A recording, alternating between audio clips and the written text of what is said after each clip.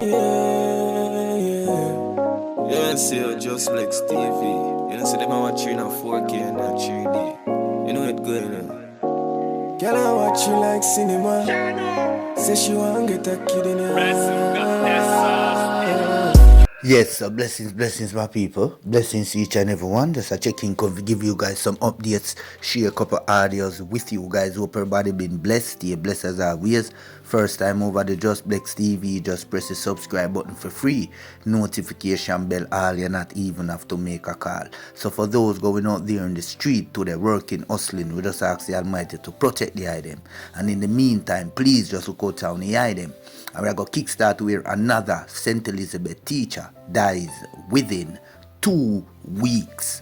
Yes, my people, that a go on pan. What a go on. A second St. Elizabeth teacher has died in less than 2 weeks. The information technology educator at the Roger Clark High School in the parish passed on Tuesday. He is 28-year-old Damani Campbell from the parish. That a go on pan. What a go on, you know, people. Jaja, young teacher, you know. So the news team understands that Campbell died of natural causes. The school has since issued a statement expressing regret at his passing. Death has robbed us of one of our very passionate, student-centered, jovial, and dedicated teachers. The release read.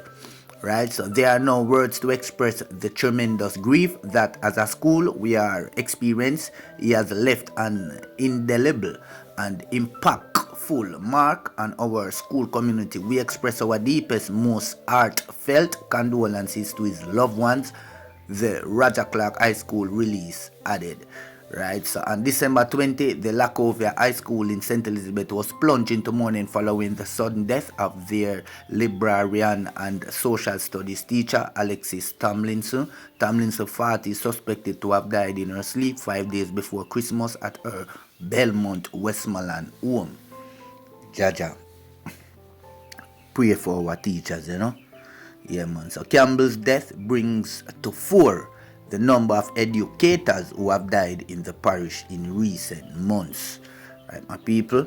Yes, so 4 persons, you know, Jaja, 4 teachers, you know, died in recent months. And we just as a condolences goes out to all, you know, all family, friends, and loved ones of the deceased. Yes, my people, our move over teen reportedly found, you know, from a tree in St. Mary. So 19-year-old bartender Tamika Nikki Atherton was reportedly found, you know, yes, doing that thing there from a tree near her house. On Tuesday, January 2, the police have ruled her death as a suicide. This was her second attempt. She had tried before. Head of the St. Mary Police Division Superintendent Bobette Morgan Simpson told the news team online. So according to police reports, Atherton was at Woman Sports Road in Islington when she told her mother and stepfather that she was going outside to do her laundry. Her stepfather went in search of her. When she failed to return after a few hours, he reportedly discovered her body, you know, hanging by a hose from a tree. The police were called and Atherton's body was removed. Ongoing speculation suggests that she was facing financial challenges and relationship problems. Peeps, you know what going? A serious thing this, you know. You see me? So female took her own 3 pints, right? And this is, she lost her life on the second attempt, you know. And we just as a Jaja, financial, man problems. Moving over again, you know, peeps, to where 5 women in custody in connection with brutal beating of a 14-year-old girl. Don't let me die. The appeal of a 14-year-old girl who was brutally beaten by adults in Clarendon in connection with what appears to be love triangle. 5 females are now in custody in connection with the beating. The teenager is now struggling to remember basic information after getting a massive head injury. The Child Protection and Family Services Agency is investigating the incident, Andrea Chisholm reports. Peeps, I'm going to just let you guys just listen this audio. Soon forward, back up top. A viral video showing a 14-year-old girl being beaten on Saturday, December 30, 2023 in Havana Heights near Denby, Clarendon. The full video is too graphic to show on television. After getting a few slaps, this lady in a pink dress walked over to the child and began hitting her with an object. The child was also kicked when she fell to the ground. So, what happened? The child's mother tells what she heard. Like my daughter went to visit a friend, and when she went, she was sitting on the wall, and she was attacked by 4 adults, saying that one of the lady hold her and said, "Who's your mother?" And she said, "Tan," and said, "You know, long me want to hold your mother." And she held my daughter, and she spit in her face. The girl later ran from her attackers. A little boy ran her down. He was on a bicycle. He ran her down and hold her and bring her back to the lady in the grey. And the lady held her. And the other girl came with the spatula and beat my daughter. Now, why was one of the attackers interested in the teenager's mother? TVJ News understands that a love triangle may have fueled the incident, but the 14-year-old is not involved in the romantic relationship. It appears that the mother of the 14-year-old has a boyfriend. That boyfriend is also in a relationship with another woman. The mother of woman number 2 and other family members attacked the 14-year-old since they could not reach the child's mother. As for the condition of the child, who is now in hospital, the little girl was unconscious when I went in. Then she kind of woke up.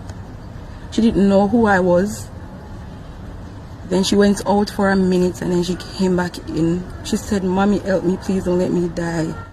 It's left to be seen if charges will be laid against the 5 females now in custody. Alright, so we're going right back on track again. We'll move over again to where resident recaps narrowly escaping arm in watch night gun salutes. Right, my people, Jaja, serious thing are going. So residents of several communities across the island have been speaking about narrowly escaping arm after lawless people defied the warning of the authorities to engage in gun salutes to ring in the new year. So one St. James man has reported a bullet lodging in his bed shortly after midnight on Monday. One woman in Vineyard Town, St. Andrew, also reported a bullet piercing her roof as people in the community used gunshots to usher in 2024. Right, my people, I would just say, Jaja, it not stopping. You see me? Yeah, man, you old chink, them man, piranha, them start, them not rest. Nah, take a break. So people shall move over to where young lawyer Rodian Richardson dedicates achievements to mom, grandma. After years in high school aiming to become a doctor in sixth form, Rodian Richardson switched his sights to becoming a lawyer, a dream that became reality on Tuesday, December 12, when he joined 83 others attorneys at law in taking their oath at the Supreme Court in Kingston following the completion of their respective certificate of legal education. Right, and to get more on this, I can just go over to Observer, but I'm just say congrats to this young man. Yeah, man, young in him prime, him up to the time, him no sour like no lime. Yes, what I say, my people, just CB, I just blessing and blessing. And peeps, me have one idea, you know, when me go on, you listen to again, you know, people. Yes, about young people, you know, painting the sidewalks into green and white and all these things, but them I use the kids. Not saying, you know, is the government getting the kids, you know, is the persons in the community, you know. So, me just gonna make you guys just listen up, share your comments in the section below, because I don't know, me not even want to do no more long talking over this side. You guys just stay safe, up top, blessing. Children painting a section of the sidewalk curb green along Seaward Drive in St. Andrew during the Christmas. At the holiday work miss, one resident explained, in reference to the $1.4 billion mitigation and cleaning program, $22 million for each constituency. The area, West Central St. Andrew. The Member of Parliament, Prime Minister Andrew Holness. It is illegal. It is illegal. It is against the political code of conduct. It's against the road traffic law, etc. People should not put the children out to do this. This is adults. Children don't buy paint-to-paint sidewalk or paint curbs. Children don't do that. Children take their money and buy ice cream. TVJ News understand that this isn't the first time it's being done either. On a tour of the constituency, we observed several green-painted sidewalk curb along with green political flags.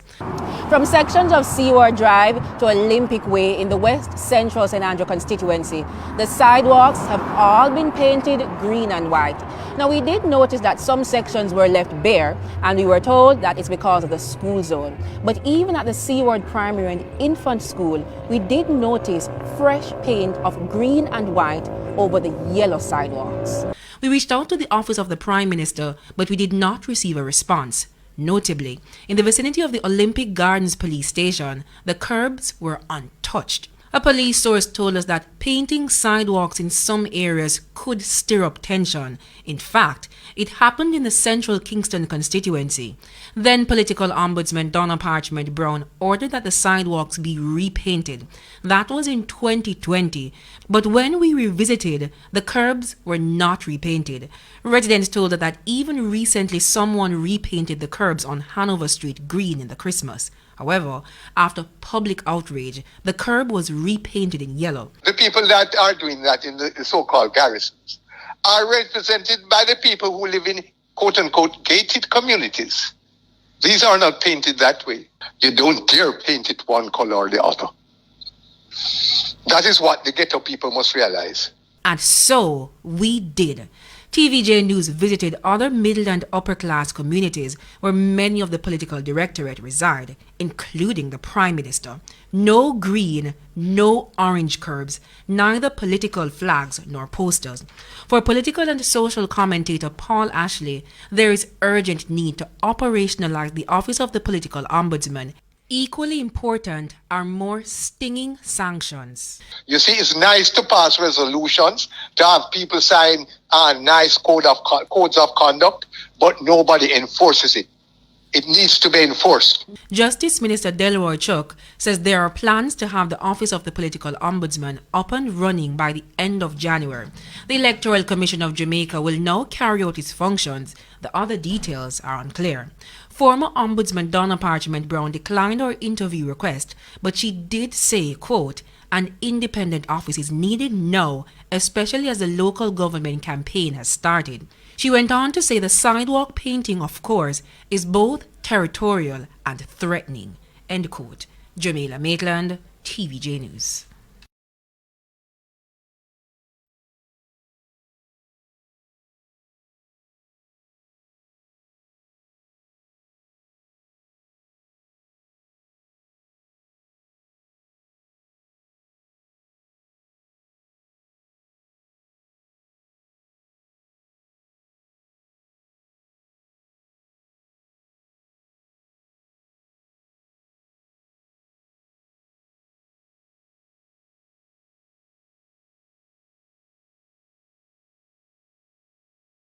And them for no side, Ahmeds, representing for Just Blacks. Just Blacks tell them say prayer works. When the heathens are trying for you, once you die you hurt, the most I alert. If I them alone, them alone. Yeah man, Just Blacks, you don't know your success getting them upset, you know what I mean?